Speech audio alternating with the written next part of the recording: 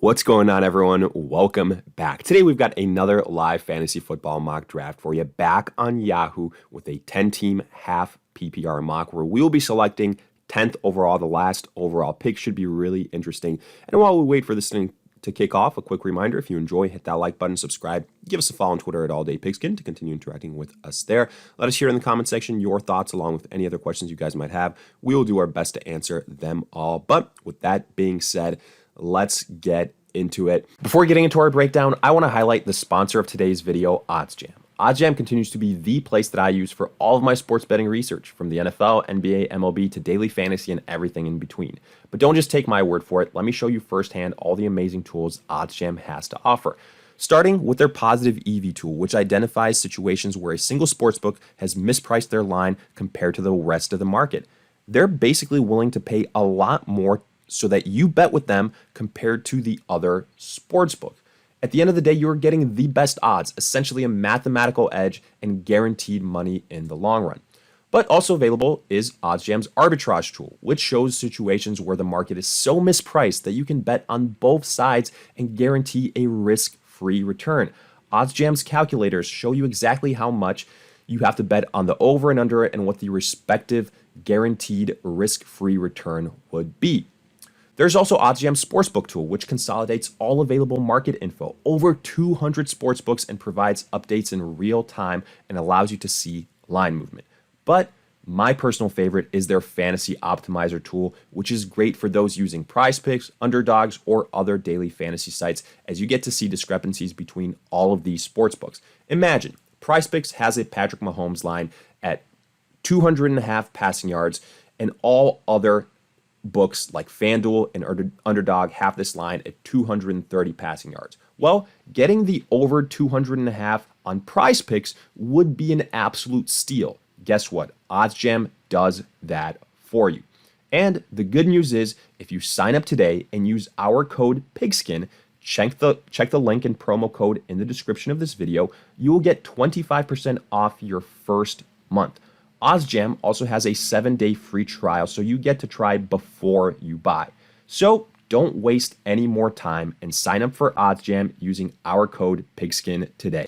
And we've got a couple seconds until this first pick is made. Let's see what happens here. I assume with what we have seen up until this point with all these mock drafts that it will be Justin Jefferson, but who knows? We have seen crazier things happen. Now, picking 10th overall here, we're going to be in a situation where from time to time, we're going to have to reach on some players. We're going to have to make some tough decisions. But that's what happens when you're picking at these extremes. So, we kind of just have to prepare ourselves for it. And yeah, as expected here, Justin Jefferson goes first overall. Now, after the first, I would say 2, 3, 4 picks is where the draft really begins, in my opinion. Because, once guys like Eckler, Christian McCaffrey, Chase, the typical guys that you've seen go with the first 3, 4 picks are off the board, that's when people have to make some hard decisions here. So the first 3 picks, they're Justin Jefferson, Austin Eckler, and Christian McCaffrey. I like to see some love for the running backs here, Eck and McCaffrey going second and third overall. So kudos to those individuals there. Sticking to the running back king strategy, Jamar Chase goes fourth overall here. Now, we're going to be a really interesting situation. Cooper Kupp is a name to monitor because he had a setback here with his hamstring injury. The Rams are calling it day-to-day. So what does that mean? Look, basically, I think what it means is that he is trending towards missing week 1. Now, we had been said week 1, he will be back. He's going to be available. But with this situation, I am a little bit more hesitant, to take a chance on him when you have somebody like a Stephon Diggs that's healthy right now, right? And that's why we do these mock drafts. That's why we do these breakdowns, because things always change. I mean, it could be the day before the season starts, and a guy that we've been really high on aggravates something, does something like that, and you gotta pivot. But honestly, we're not going to be in a situation to even have to select Cooper Kupp here because he's selected 9th overall. So right now, I know I want to get a running back, and actually there's a lot of players that I really like here. Tony Pollard, Saquon Barkley, both guys that I really do like. I'm going to go with Saquon Barkley. I think in a half PPR league, higher rushing upside, he's somebody that I would prefer as opposed to Tony Pollard. Now here, if Nick Chubb was there, I would love Saquon Barkley and Chubb. If I'm going to wide receivers here, I'm looking at Diggs. I'm looking at Devontae Adams, Garrett Wilson. Question is, do we go Tony Pollard? Do we go, 2 running backs here? I'm really, really tempted, but I'm going to go with Stephon Diggs. I'm going to go with, the highest ranked wide receiver that was left on my board. I'm going to try and keep this as balanced as I can. And we'll see what happens with the running back position afterwards in the 3rd and 4th round. But I'm at least very, very happy I got Saquon Barkley. So, you've seen me take running backs back-to-back a lot of times. So, switching things up a little bit here. And I'm curious to see the result. But again, just kind of putting it out there. If I didn't go Stephon Diggs, I was very, very close to going Tony Pollard here. Let's show the draft board, though, so you can see kind of an overall picture. Again, just to remind you of the selections: Justin Jefferson, Austin Eckler, Christian McCaffrey, Jamar Chase, Tyreek Hill, Travis Kelce at the 1-6, then Bijan, then Nick Chubb. Was really hoping Nick Chubb would be there for us at the turn. If he was, I'm telling you right now, this team would have started with Chubb and Barkley. Then Cooper Kupp, followed by Saquon Barkley, who we selected, and then we went with Stephon Diggs. CeeDee Lamb afterwards, actually a run on the wide receivers. Wow. CeeDee Lamb, A.J. Brown, Garrett Wilson. Tony Pollard then at the 2-5, tremendous value. Amon-Ra St. Brown, Devontae Adams still being there is insane to me. I was considering him at the 2-1, so, I think that kind of tells you what value is available. Joe Mixon. So, yeah, I like Joe Mixon, but again, if I'm looking at the value, I think that Josh Jacobs, Derrick Henry, you could argue were better selections there at the running back position compared to Joe Mixon. So I don't, that feels like a reach. At the 210 here, the fact this guy still has Devontae Adams. If you told me that you can start the draft with Justin Jefferson and Devontae Adams, I wouldn't believe you. I honestly wouldn't, but that is so tempting. This pick has to be Devontae Adams, at least one of them. So, wow, we're going a real heavy wide receiver build here. Justin Jefferson, Adams, Jalen Waddle. Devonta Smith was selected. Now, what we're looking at here, if we break it down, Chris Olave ain't getting back to us. I think we're going to be right around this range. Aaron Jones, Calvin Ridley, Ramondre, something along those lines. So let me see if I'm forgetting any running backs. I'm not. Let's see if I'm forgetting any wide receivers.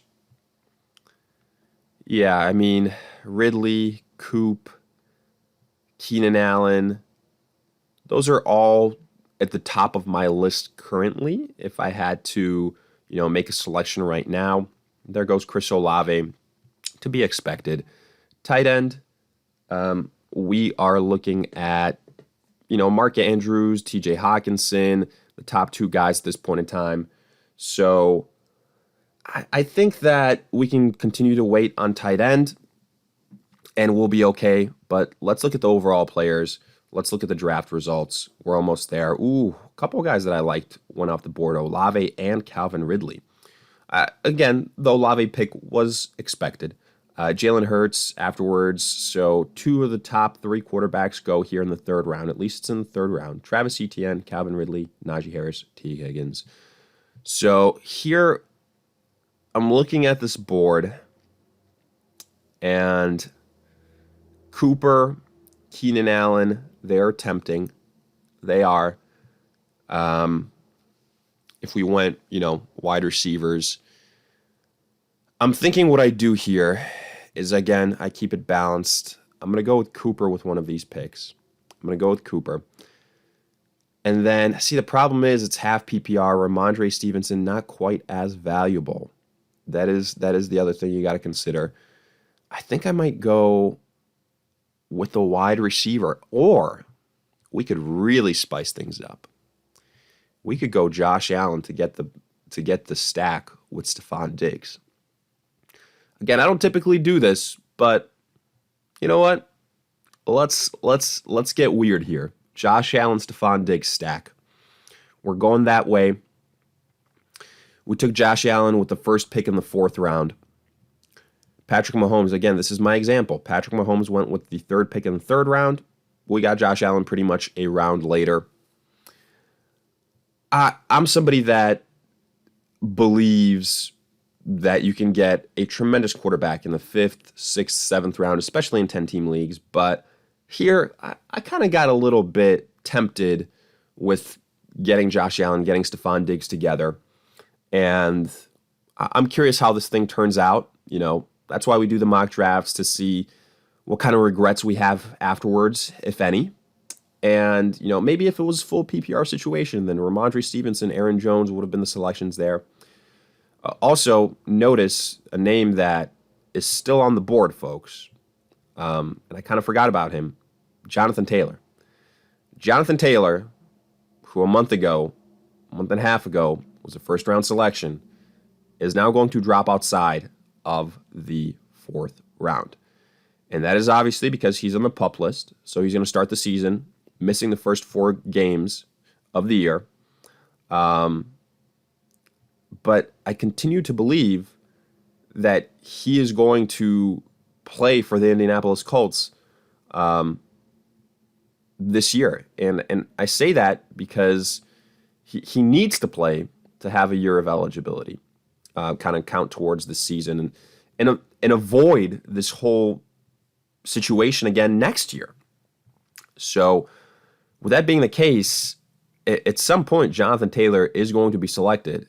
And if he's there at the end of the 5th round and I'm on the clock, you're going to see Jonathan Taylor added to the squad. That's all I'm going to say. That is all I'm going to say. And we are going to leave it at that. But right now, there's a lot of really, really good value still on the board, folks.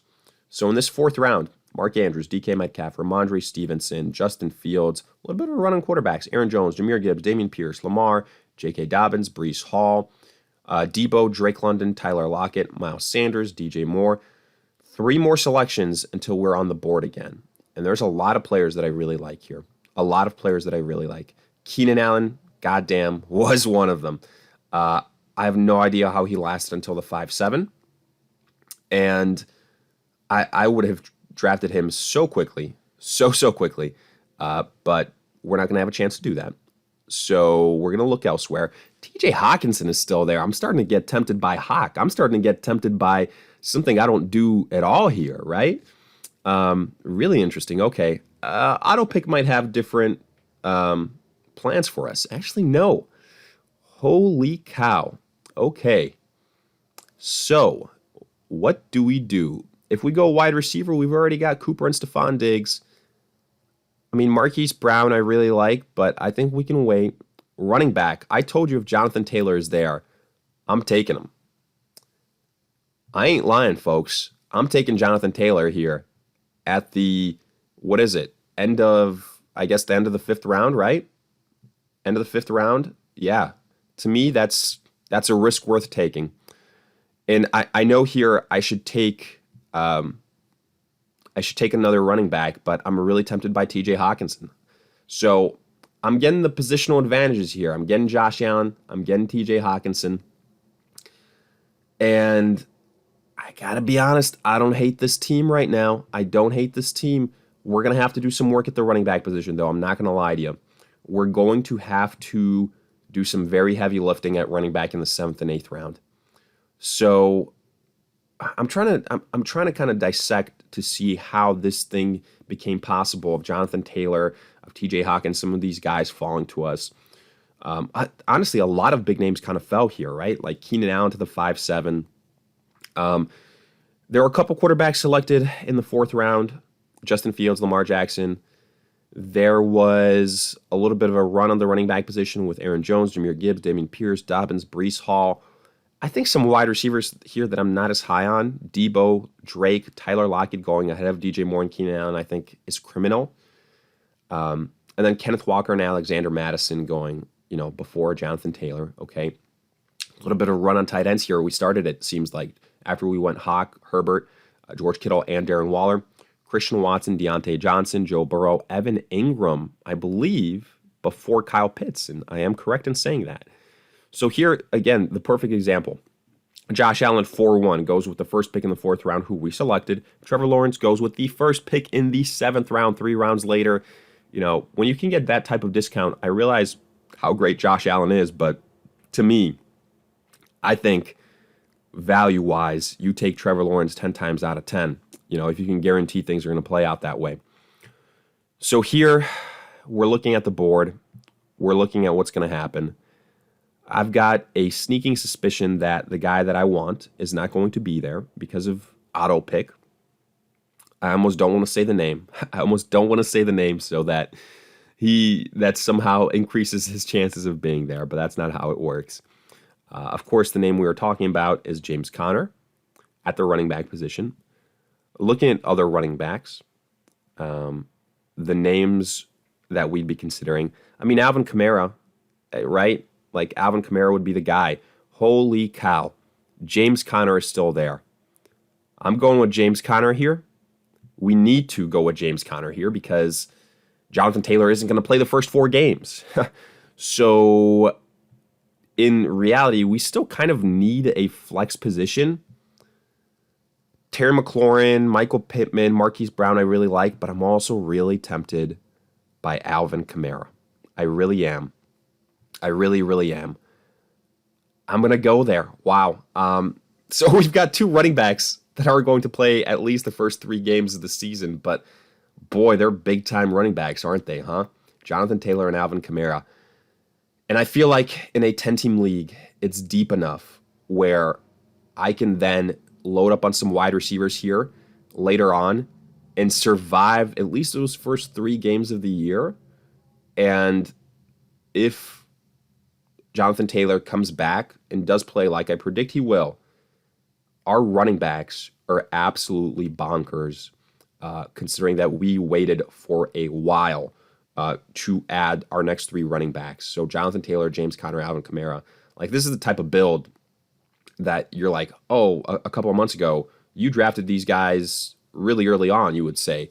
But, okay, let's select one wide receiver here so that we can kind of round this out. But I really like this team, folks. I really like it. I really do. Let me know your thoughts in the comment section, though. Do you agree, disagree? Is this a little bit too rich for your blood in terms of the risks that we're taking? If it is, I understand it. But sometimes you got to live on the edge, right? Here, we're probably going to go with Marquise Brown. To me, he's the best value if he's there, right? If he's there. And then afterwards, we're going to call it a day. If you guys enjoyed, hit that like button, subscribe, give us a follow on Twitter at AllDayPigskin to continue interacting with us there. There we go, Marquise Brown. But with that being said, in the meantime, we will see you guys in future videos.